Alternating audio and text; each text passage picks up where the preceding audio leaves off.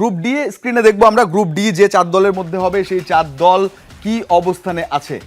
আমরা গ্রুপ ডিতে দেখছি যে স্বাগতিক যুক্তরাষ্ট্র আছে, একটা হোম অ্যাডভান্টেজ তো তারা পাবে এবং তাদের ফিফা র্যাঙ্কিং 16, বিশ্বকাপে 12 বার অংশগ্রহণ করেছে, 1930-এর তারা তৃতীয় স্থান, তাদের সেরা সাফল্য এবং মূল কৌশল যেটা হোম অ্যাডভান্টেজ, গতিময় তরুণ আক্রমণ ভাগ তাদের রয়েছে।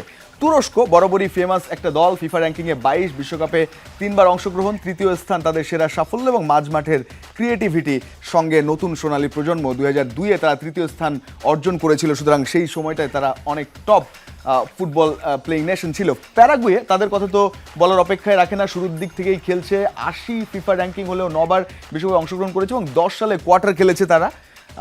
রক্ষণ কাউন্টার অ্যাটাক তাদের বেশ ভালো। অস্ট্রেলিয়া তারা 27 ফিফা র্যাঙ্কিং, 7 বার বিশ্বকাপ খেলেছে, শেষ 16 তাদের সেরা অর্জন এখন পর্যন্ত ফিফা বিশ্বকাপে 2006 এবং সবশেষ 2022 কাতার বিশ্বকাপেও তারা ছিল শেষ 16তে এবং তাদের ট্যাকটিক্যালি পরিপক্কতা এবং উইং ব্যাক নির্ভর একটা আক্রমণ রয়েছে। তো যুক্তরাষ্ট্র, তুরস্ক, প্যারাগুয়ে, অস্ট্রেলিয়া এই 4টা দলে খুব জায়ান্ট কেউ নেই বলে এই দলটা অনেক বেশি কম্পিটিটিভ বা এই গ্রুপটা অনেক বেশি রোমাঞ্চকর হতে যাচ্ছে বলে ধারণা। আমরা এই 4 দলের 4 জন প্লেয়ারের যদি দেখি যে প্রোফাইলটা, যে কারা আছেন নজরে রাখার মতো বাড়তি, যুক্তরাষ্ট্র, তুরস্ক, প্যারাগুয়ে এবং অস্ট্রেলিয়া, আমরা 4 ফুটবলারকে দেখে নেব একে একে।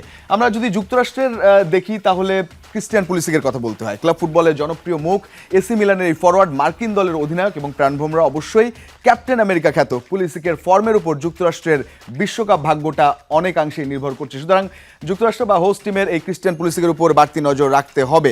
আমরা পরবর্তী যদি অন্য দলের আরও একটা ফুটবলার দেখি, নেক্সট যিনি আছেন অর্থাৎ অন্য দলের হয়ে যদি বলি তুরস্কের আর্দা গুলের, তিনিও একেবারেই রিয়াল মাদ্রিদের তরুণ অ্যাটাকিং মিডফিল্ডার, তাকে নিয়ে বলার কোনো বাড়তি কিছু নেই। তুরস্কের ফুটবলের ভবিষ্যৎ তাকে বলা হয় এবং এই নাম্বার 10 তার যে বাঁ পায়ের এক ধরনের জাদু আছে লাইক লিওনেল মেসি এবং ফাইনাল থার্ডে ক্রিয়েটিভিটি তুরস্কের আক্রমণের মূল চাবিকাঠি। এই নাম্বার 10-এর উপর বাড়তি ভরসা তুরস্কের থাকবে এবং প্রতিপক্ষের জন্য থ্রেট হবে। আমরা পরবর্তী আরও দুজন প্লেয়ারকে দেখব।